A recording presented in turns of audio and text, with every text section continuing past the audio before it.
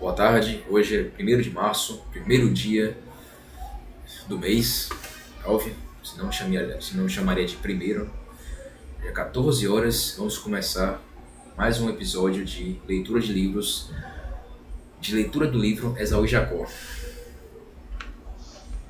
Aquela citação do velho Aires faz-me lembrar um ponto em que ele e a moça Flora divergiam ainda mais que na idade. Já contei que ela, antes da comissão do pai, defendia Pedro e Paulo conforme estes diziam mal um do outro. Naturalmente, fazia agora a mesma coisa, mas a mudança do regime trouxe a ocasião de defender também monarquistas e republicanos. Segundo ouvia as opiniões de Paulo ou de Pedro, Naturalmente, fazia agora a mesma coisa, mas a mudança do regime trouxe a ocasião de defender também monarquistas e republicanos, segundo ouvia as opiniões de Paulo ou de Pedro. Espírito de conciliação ou de justiça aplacava a ira ou desdém do interlocutor. Não diga isso, são patriotas também. Convém desculpar algum excesso. Eram só frases, sem ímpeto de paixão, nem estímulo de princípios. E o interlocutor concluía sempre: a senhora é boa. Ora, o costume de Aires era o oposto dessa contradição benigna. Hás de lembrar-te que ele usava sempre concordar com o interlocutor, não por desdém da pessoa, mas para não dissentir nem brigar.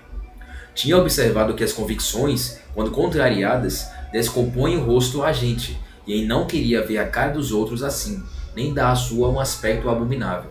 Se lucrasse alguma coisa, vá, mas não lucrando nada, preferia ficar em paz com Deus e os homens. Daí o arranjo de gestos e frases afirmativas que deixavam os partidos quietos, e mais quieto a si mesmo. Um dia, como ele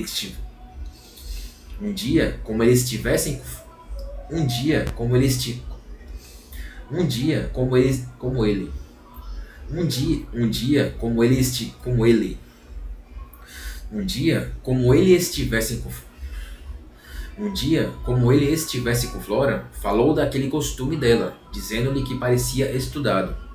Flora negou que o fosse. Era inclinação natural defender os ausentes, que não podiam responder por nada. Demais, aplacava assim um dos gêmeos com que falasse, e depois o outro. Também concorda. E por que há o senhor de concordar sempre? Perguntou ela sorrindo. Posso concordar com a senhora, porque é uma delícia ir com as suas opiniões, e seria mau gosto rebatê-las. Mas em verdade não há cálculo. Com os mais, se concordo, é porque eles só dizem o que eu penso. Já o tenho achado em contradição. Pode ser. A vida e o mundo não são outra coisa. A senhora não saberá isto bem, porque é moça ingênua. E ingênua, mas creia que a vantagem é toda sua. A ingenuidade é o melhor livro e a mocidade é a melhor escola. Vá desculpando esta minha pedanteria. Alguma vez é mal necessário. Não se acuse, conselheiro. O senhor sabe que eu não creio nada contra a sua palavra, nem contra a sua pessoa. A própria contradição que lhe acho é agradável. Também concorda. Concorda com tudo. Olha aqui, Flora. Dá licença, conselheiro. Esqueceu-me dizer que esta conversação era a porta de uma loja de fazendas e modas, Rua do Ouvidor. Aires ia na direção do Largo de São Francisco de Paula e viu a mãe e a filha dentro, sentadas a escolher um tecido. Entrou, cumprimentou-as e veio à porta com a filha. O chamado de Dona Cláudia interrompeu a conversação por alguns instantes. Aires ficou a olhar para a rua, onde subiam e desciam mulheres de todas as classes, homens de todos os ofícios, sem contar as pessoas paradas de ambos os lados e no centro. Não havia burburinho grande, nem sossego puro, um meio termo.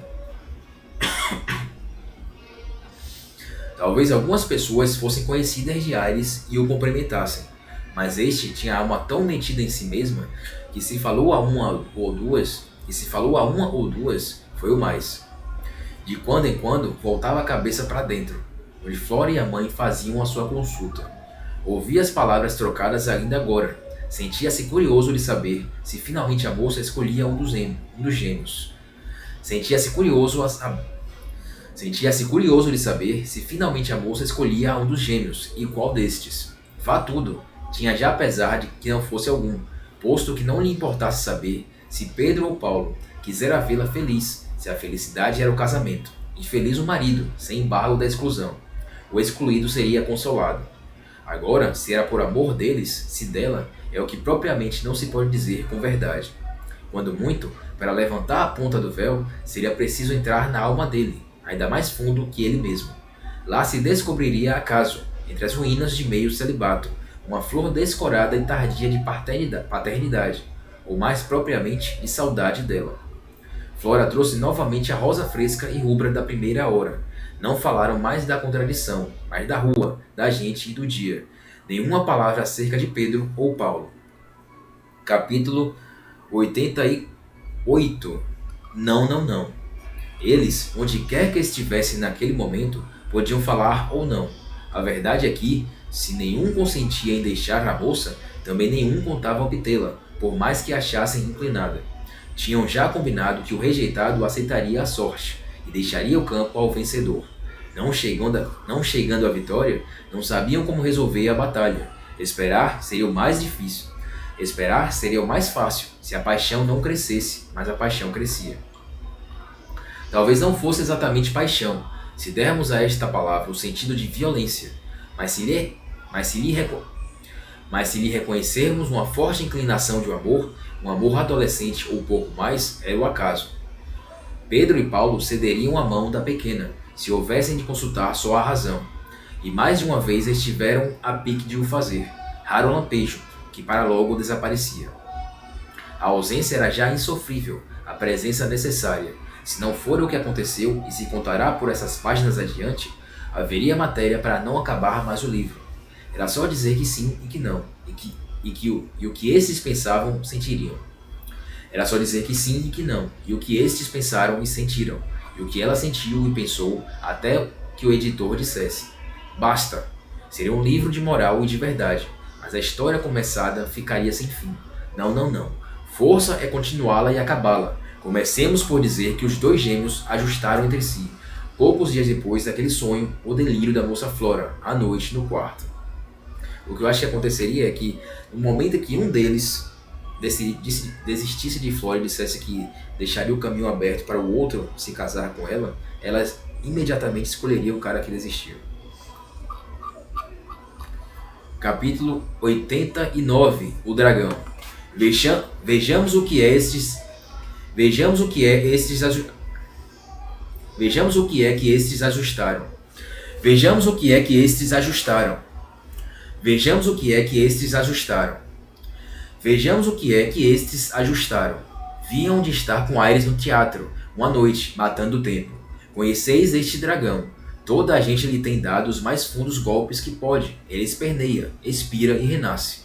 Assim se fez naquela noite. Não sei que teatro foi, nem que peça, nem que gênero.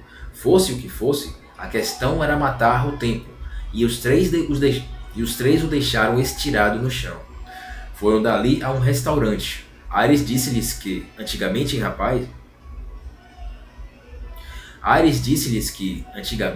rapaz, acabava a noite com amigos da mesma idade. Era o tempo de Offenbach e da opereta. Contou anedotas, disse as peças, descreveu as damas e os partidos.